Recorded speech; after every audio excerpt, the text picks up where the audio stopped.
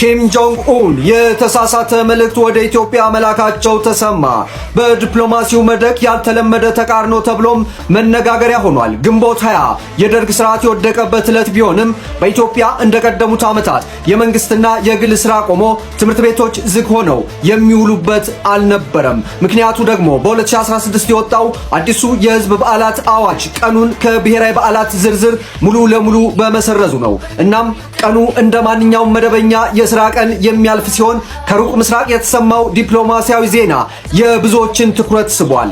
የሰሜን ኮሪያው መሪ ኪም ጆንግ ኡን ለግንቦት 20 የእንኳን አደረሳችሁ መልእክት ለፕሬዝዳንት ታዬ አጽቀሥላሴ መላካቸውን የሰሜን ኮሪያው የዜና ወኪል ዘግቧል። እጅግ አሳዛኝ ነው። ይህ የምትመለከቱት ቪዲዮ በትግራይ ክልል ከተለያዩ ቦታዎች ለውጊያ የታፈሱ ወጣቶች ናቸው። በትግራይ ክልል በተለይም ካለፉት 2 ሳምንታት ጀምሮ በወጣቶች ላይ እየተፈጸመ ያለው ስርና ወታደራዊ አፈሳ አሳሳቢ መሆኑን ነዋሪዎች እየጠቆሙ ይገኛሉ። እነዚህ የምትመለከቷቸው ከገጠራማው ክፍል ከአንድ የወርቅ ማዕድን ቁፋሮ ማዕከል የታፈሱ ሲሆን ይህም ቪዲዮ ያጋራው ግለሰብ ለጠባቂዎቹ 4000 ብር ከፍሎ እንዳመለጠ ተናግሯል። እናንተ ስለ ጉዳዩ ምን ትላላችሁ? ተጨማሪ መረጃ ፎሎ ማድረጋችሁ እንዳረሱ። አማዞንን ደብረጽዮን እንደሰራው የምታውቁ ስንቶቻችሁ ናቸው? አማዞን ክሬት አድርጎ ለጄፍ ቤዞስ የሰጠው ደብረጽዮን ነው። ይህ በጦርነቱ ጊዜ ከተሰከሰናቸው ዛክሶች አንዱ ነው እና ደብረጽዮን የሊቅነት ጥግ እንደሆነ እንድናምን ማለት ነው። ሐቁ ግን ደብረጽዮን ሲያወራ እስካሁን በምንም አይነት ኢንተርቪው በምንም እንትን ላይ ሲያወራ አንድ መጽሐፍ አጣቅሶ ሲያወራ ሰምቼው አላቅም። እንደዚህ ብሎ ከዚህ መጽሐፍ ላይ እንትና የሚባል ደራሲ እንደዚህ ይላል ብሎ ሲያወራ ሰምቼው አላቅም። እሱ ብቻ አይደለም፣ አሁን አብረውት ያሉት እነዚህ ማዕከላዊ ኮሚቴ ምናምን ፖሊስ ቢሮ ምናምን አብረውት ያሉት ሰዎች ማለት ነው አንዲት መጽሐፍ አጣቅሰው ሲናገሩ ሰምቻቸው አላውቅም።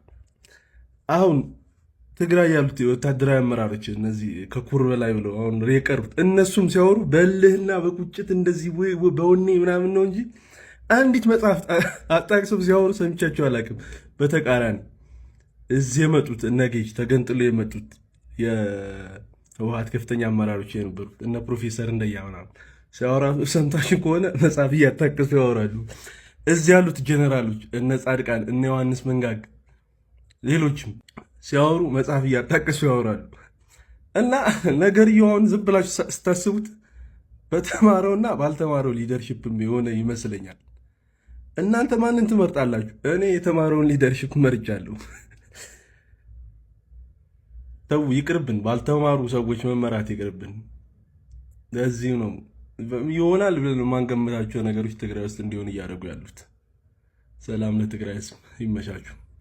የቀድሞ የትግራይ ክልላዊ ጊዜያዊ አስተዳደር ፕሬዝዳንት አሁን ደግሞ የጠቅላይ ሚኒስተሩ አማካሪ አቶ ጌታቸው ረዳ የደርግ ስርዓት የተደመሰሰበትንና የህወሓት ታጋዮች ድል የተቀዳጁበትን 35ኛ ዓመት የግንቦት 20 በዓል ምክንያት በማድረግ ባስተላለፉት መልእክት እንግዲህ አሁን ባለው የህወሓት አመራር ላይ እጅግ ጠንካራና አነጋጋሪ ትችትን አቅርበዋል። አቶ ጌታቸው በማህበራዊ ትስስር ገጻቸው ባሰፈሩት መልእክትም መላው የትግራይ ህዝብና ለለውጡ በፈቃደኝነት ታግለው ታሪክ ለሰሩ ሰማዕታትና በህይወት ላሉ ታጋዮች እንኳን አደረሳችሁ ብለዋል። ሆኖም ይህንን ታሪካዊ ቀን እያከበሩ ያሉት ከስልጣን ውጪ ምንም አይነት የህዝብ ፍላጎት በሌለው የህወሓት ትርፍራፊ አመራር የትግራይ ወጣቶች በጅምላ እየታፈሱና መብታቸው እየተረገጠ ባለበት አሳሳቢ ወቅት መሆኑን በምሬት ገልጸዋል።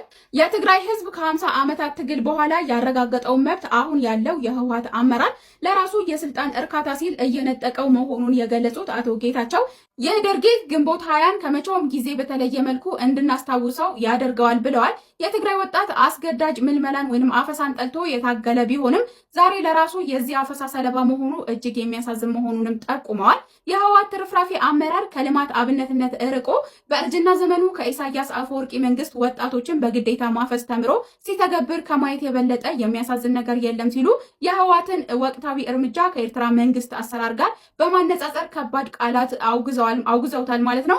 በመጨረሻም የትግራይ ወጣት ይህንን አፈሳና አፋኞችን ለማስወገድ ትግሉን አጠናክሮ እንዲቀጥል ጥሪ በማቅረብ ለሰማዕታት ክብርና ሞገስ በመመኘት መልእክታቸውንም ቋጭተዋል።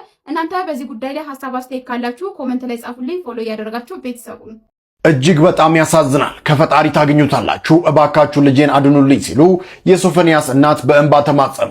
ጋዜጠኛ ሶፎንያስ ዋሲሁን በፌስቡክ ገጹ እናቴ ሰላምዬ ጠፋችብኝ፣ ሞተችብኝ በሚል ያሰራጨው መረጃ ተከትሎ እውነታውን ለማስረዳት እናቱ ትዬ ሰላማዊት ጥሩና ታላቅ እህቱ ፍቅርተ ዋሲሁን በሸገር ኢንፎ ስቱዲዮ ተገኝተው ነበር። እናቱ ትዬ ሰላም በህይወት መኖራቸውንና ጋዜጠኛ ሶፎንያስ በአሁኑ ሰዓት ያለበት እጅግ አሳሳቢ የጤና ሁኔታ አስመልክቶ ማብራሪያ ሰጥተዋል። ሶፎንያስ እናቱ ጠፋችብኝ ቢልም እናቱ ግን ከልጃቸው የአእምሮ መታወክና ሊሰነዘረባቸው ከነበረው ጥቃት ራሳቸውን ለማዳን ሲሉ ብቻ ከቤት ሸሽተው መውጣታቸውን በቪዲዮ አረጋግጠዋል። ከዚህ ቀደም የነበረበት የአእምሮ ህመም አገርሽቶበት ከህክምና ተቋም ካመለጠ በኋላ በገዳም ቆይታው መድኃኒት በማቋረጡ ምክንያት ሁኔታው ይበልጥ ውስብስብና ከአቅም በላይ ሊሆን ችለዋል ብለዋል። በመኖሪያ ቤቱ የደረሰው አደጋ ከቀናት በፊት በቤቱ ውስጥ በሩን ቆልፎ ንብረት ያወደመ ሲሆን የቤት አስቤዛዎች በመድፋት እና ዘይት በማንተክተክ የቀረበኝን ሰው ሁሉ እገላለሁ በማለቱ ፖሊሶች መስኮት ሰብረው በመግባት ሊቆጣጠሩ እንደቻሉ ተገልጿል።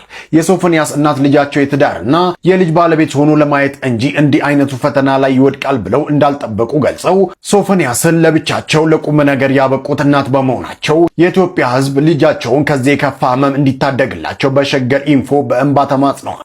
ባይዘው እኛ ክፉ ማህበረሰቦች ነው፣ እናስመስላለን ሃይማኖት ያለን ምናምን እንጂ በጣም ክፉ ነው እኛ ማህበረሰብ። ይሄ ልጅ በግልጽ እናቱ ወጥተው ከመናገራቸው በፊት ያ ሁሉ ይወገርበት የተባለውን ድርጊት ከማድረጉ በፊት ሁላ በግልጽ የአእምሮ በሽተኛ ነኝ ያመኛል ብሎ እርዱኝ እያለ በትልቅ ሚዲያ እኮ ተናግሯል። ከዛ በኋላ ሰው አጥምዶት ያው አንድ ልጅ ነው አሉ እንኳን ብዙ እንትን አይደለም፣ ግን አጥምዶት ሆን ብሎ ድካሙን ለማህበረሰብ አስተዋውቆ እንደዛ ህዝብ ይወገር ይታረድ እያለ ሲወግረው ሲያባብስበት እዚህ ደረሰ። አሁን ከንፈራችን ልንመጥ ነው ለእናትየዋ መታ ስትናገር። እንዲህ አይነት ሰው ቤተሰብ እንዳለው በምን እንደሚያልፍበት ምናምን አይገባም። ማስተዋሉ ላክቶናል። ስለ አንድ ሰው ጉዳይ እንደዚህ በቃ ፈራጁ ነን ማለት። የሚያስቀኝ ደግሞ ደብል ስታንዳርዱ መፍረድ ያለብን ሰዎች ላይ እኮ አንፈርድም። በአደባባይ ምንም ሳይጎላቸው አጀንዳ ይዘው ትውልድን እየበከሉ ያሉ ከማህበረሰቡ ሴት ወግ ባህል ውጭ እያደረጉ ያሉ ሰዎችን ክብር እየሰጠን የኔ ቆንጆ የኔ እናት እያልን ብዙዎቹን እያከበርን አሉ እኮ በሰላም የተንቀሳቀሱ ወልደው ከብዶ ማህበረሰባችን ውስጥ ምጠሉትን ነገር እያደረጉ። አንድ ሰው ግን ህዝብ ጋር ሳይደርስ በህመሙ ምክንያት አንድ ድካም ደረሰበት ይወገር ምናምን ያላችሁ ይኸው ቤተሰብ ጣጣ ለሱም ጣጣ አባብሳችሁበት። አንድ እንኳን ያስተዋል የለም። ይህ ሰውዬ መታከም ነው ያለበት ያለ የለም። እርዳታ የሚያስፈልገው ያለ የለም። ሽሽት ነው ጸበልም ምንም ሄዱ ይሄን የህዝብ አፍ ሽሽት ነው። ክፉ የአበሻ ምላስ ደግሞ ክፉ ነው። አይዘው የት እንደሚያደርስ እያያችሁ እና መወገር መገሰጽ ያለበትን አታቁም። ምንም ምስኪን ሰው ደግሞ ዘመድ ምንም አጋዥ አስጨፋሪ አጫፋሪ የሌለውን ደግሞ አጀንዳ የሌለውን ሰው ደግሞ እንደዚህ እያከሰማችሁት ከሰው ማህበር ታስወጡታላችሁ። እና ብዙ ጊዜ የሚከሰት ነገር ስለሆነ ነው አልወራም ብዬ ነበር እንደዚህ ትኩስ ነገር ላይ። ግን በጣም ያሳዝናል። የአእምሮ ታማሚን የምንገፋ ሰዎች ክፎች ነን ባይዘው። ሶፎንያስ ጋዜጠኛው ከገዳም ወጥቼ ነው የምደውልልህ። መጀመሪያ አንተ ጋር ነው የደወልኩት፣ ማንንም አላገኘሁም። ጋዜጠኛ ሶፎንያስ ተመልሷል። ነገር ግን ሁለት ግራ የሚያጋቡ ሀሳቦች አሉ። በመጀመሪያ እንደተመለሰ የደወለው ላጋለጠውና አዳማ እንግዲህ ላስደበደበው ለፍሬዘር ነበረ። ለሱም እንግዲህ የነገረው ነገር አለ። ገዳም ሂጄ ለ6 ወር ከ16 ቀን ቆይቻለሁ። ብዙ ገዳማት አልተቀበሉኝ ነበረ። አንድ ገዳም ብቻ ነበር ተቀብሎ ደብቆ ሱባኤ እንድከታተል ያደርገኝ ብሏል። አሁን ደግሞ እንግዲህ ከመጣ በኋላ ባይፖላር ዲስኦርደር የአእምሮ ህመም ውስጥ ነኝ፣ ሆስፒታልም እገኛለሁ ብሏል። ሁለቱ እንግዲህ የተለያዩ ሀሳቦች ናቸው። ለፍሬዘር ያወራውን እስኪ ላስደምጣችሁ። ይሰማል? አዎ ሶፎንያስ ጋዜጠኛው ከገዳም ወጥቼ ነው የምደውልልህ። መጀመሪያ አንተ ጋር ነው የደወልኩት፣ ማንንም አላገኘሁም። በፌስቡክ ህዝቡን ይቅርታ ጠይቄያለሁኝ። ግን አሁን አንተ ጋር ደውሌ አንደኛ ሁሌ ስለማስታወስህ ነው። እግዚአብሔርን ነው የምልህ፣ መድኃኔዓለምን ነው የምልህ። እየሰማኸኝ ነው አይደል? አዎ እየሰማሁህ ነው። መድኃኔዓለም በሚያውቀው እኔ አልከፋኝም። እኔ የእግዚአብሔርን ስጋው ደሙን እንድቀበል ህይወቴ እንዲስተካከል ከዚህ ቆሻሻ ህይወት እንድወጣ ወደ ትክክለኛ መስመር እንድገባ ምክንያት የሆንከኝ አንተ ነህ።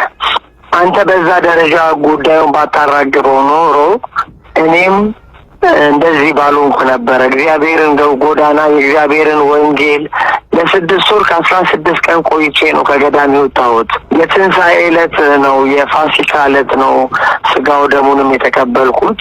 ትልቅ ገዳም ነበርኩኝ። አሁን ይሄ ነው ብዬ አልነግርህም። ገዳሙም ደብቆ ነበር ያስቀመጠኝ። መላው ኢትዮጵያ ገዳማት ተደውሎላቸው ሁሉ ፈቃደኛ አልነበረም እኔን ለመቀበል። አንድ ገዳም ብቻ ነው ፈቃደኛ ሆነው ቤተልሔም ጎን ያለው ምንድን ነው ግብር ቤት የሚባል ታውቃለህ? አይ አላውቅም። ግብር ቤት የክርስትና ቤት። ኦኬ እሺ። ክርስትና ቤት ተሸሽጌ ተደብቄ እዛ ጸሎቴን ስግደቴን ወደ 5 ወር ነው የሰገድኩት። ጾም ጸሎት ላይ ነበርኩኝ።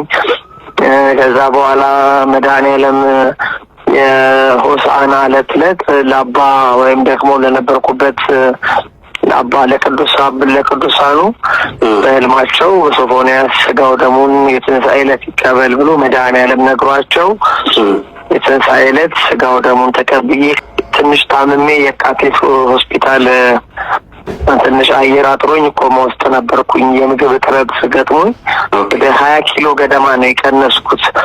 ብታየኝ በጣም ነው የምትደነግጠው። አሁን ፎቶ ፖስት አድርጌያለሁ ፌስቡክ ላይ፣ ግን የድሮ ነው።